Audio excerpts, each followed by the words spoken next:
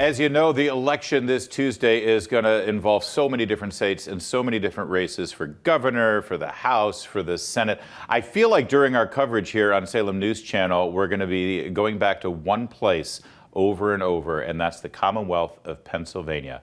Pennsylvania, Pennsylvania, Pennsylvania. And we need to focus on one of the House races right now that is really sort of a bellwether for how that state is leaning. Jim Bognet is the Republican nominee for Congress in Pennsylvania in the 8th District, right? And Mr. Bognet, thanks for taking a moment off of the campaign trail to talk with us. I appreciate you being here. It's great to be with you. Well, listen, I'm looking at your signs right there. It says America First. That sounds very Trumpy, Jim. Very, very Trumpy. Is that still okay in Pennsylvania? That is fantastic in Pennsylvania. I'm proud that I was endorsed by President Trump. I was proud to work in the Trump administration. I'm bringing manufacturing jobs back to the heartland.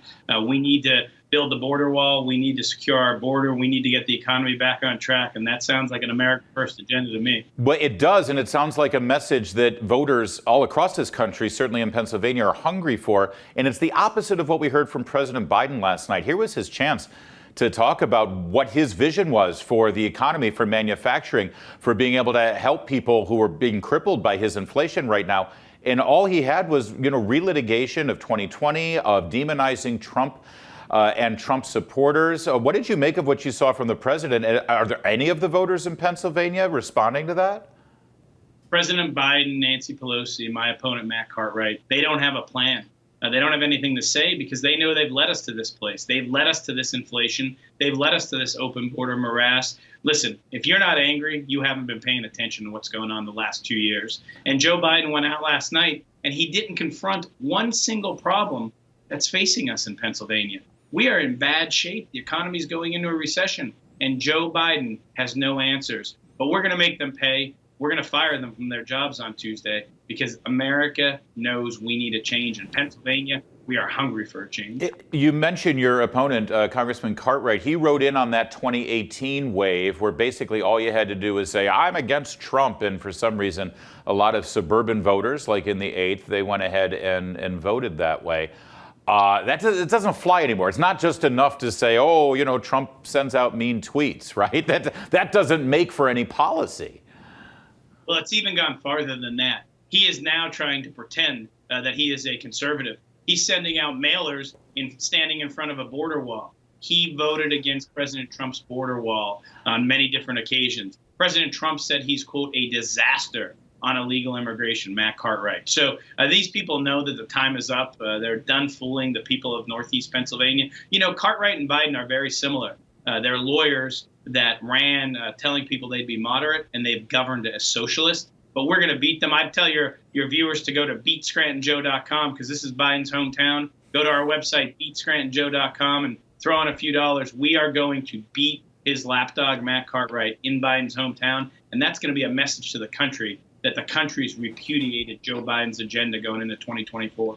Well, you've already beaten me to the punch to ask for your website, and I love that it's Beat Scranton Joe.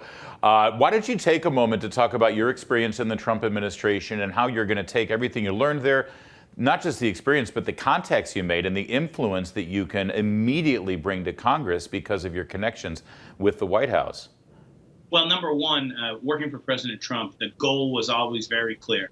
Create jobs for the American people, good jobs, get the economy moving. Under Joe Biden, it's gone in the opposite direction. And one thing that President Trump always talked about was manufacturing jobs. We need good manufacturing jobs. My hometown of Hazelton, Pennsylvania, we used to be a manufacturing powerhouse. We're up here near Scranton and Wilkes-Barre. We had a great steel industry. We had a great coal industry, and that's really been devastated by China. So my goal is to make Pennsylvania a new center of manufacturing, and that starts with cheap oil and gas. Pennsylvania can heat and light the entire East Coast of the United States of America. We could be the Texas of the East Coast.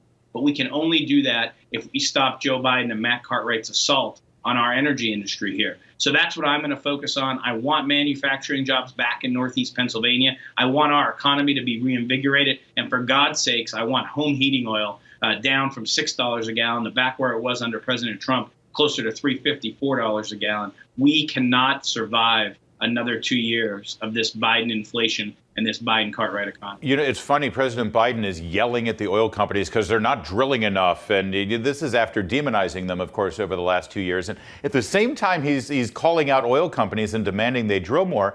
He's got his special climate change envoy, John Kerry, yesterday saying, oh, yeah, within 15 years, we're going to eliminate any internal combustion cars on the roads. There's no way to square that circle, Mr. Bognet. Either you're for oil exploration and pumping and drilling and refining, or you're against it. And it's clear this administration's against it. This administration, my opponent Cartwright, have spoken out against fracking. They don't believe in American energy. They just don't believe in American energy. I believe in American oil from American soil and American natural gas from American soil. We can make Northeast Pennsylvania an energy capital. We're 2 hours away from New York City. We're 2 hours away from Philadelphia. We could be sending our oil and gas all over the East Coast. But these guys don't believe in it, these liberals. I mean, think about what Joe Biden did. First day in office, executive order getting rid of the Keystone XL pipeline. Later, he got rid of all the federal oil drilling leases. No more drilling on federal lands. These people are green raw deal radicals. It's a raw deal for the American consumer. I think it's impossible to talk about Pennsylvania politics without talking about some of the voting protocols in that state. We did just see the state Supreme Court definitively say if a mail-in ballot does not have a date on it or the incorrect date, it won't get counted. That's a huge development. We've covered it here on the program. That said, there's still issues with how you go about your elections. What are you able to do, or perhaps the RNC or maybe the NRCC, have you been able to preempt some things and be prepared for what could be a very long election night and maybe even an election week? Well, we've shined a light on a lot of the nefarious practices. We've banged the drum against drop boxes, which were only put in the urban areas to help the liberals.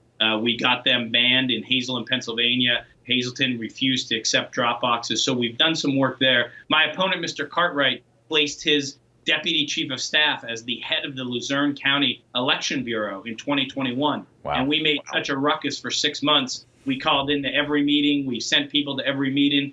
We said we wouldn't accept that. We got him to resign. But think about how corrupt that is for Matt Cartwright to put one of his staffers in as the head of the nonpartisan election bureau in Luzerne County, my home county. That is the kind of corrupt people we're dealing with Mr. Cartwright and Ms. Pelosi and Joe Biden. Yeah. So it's really out of control. But here's what I believe in.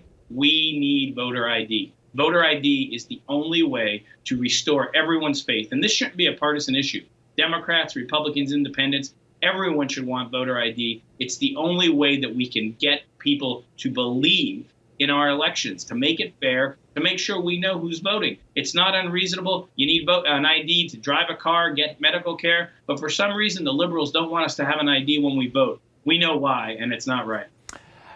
So as we're heading toward Election Day, and I know that you just want to talk about the election, but let's just imagine you win, and you're part of the brand new freshman class of Republicans next year. What's going to be your main focus? What committee do you want to sit on? And what investigations or hearings would you like to participate in to sort of get things right in your oversight role in Congress?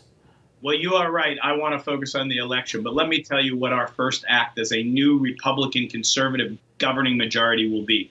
We will put forward a bill to repeal the 87,000 IRS agents. And I would like to replace them with Border Patrol agents to secure the border. We must get rid of this IRS army that will be sent to go after small businesses and regular people. So that's number one. Number two, my background is in economic policy, working in manufacturing with President Trump. I would like to be on an economically focused committee. We need good jobs at good wages here in northeastern Pennsylvania. That's what I'm focused on. I have a small business. My family has a construction company. We come from the small business world. I want to help small businesses in northeast Pennsylvania. So most of my efforts will be focused on how do we make Pennsylvania economically vibrant again? Because under Joe Biden and Matt Cartwright, we're going in the wrong direction on our economy. All right. There it is. Well, I appreciate you joining us. I know you want to get back to the campaign trail. But are you all Phillies fans up there in your district, by the way? We are Phillies fans. It was a tough night last night, but we're going to get it done. My brother was at the game. We got 3 games to get it done. And I'd ask your folks to go to beatscrantonjoe.com, beatscrantonjoe.com. More to come on O'Connor Tonight.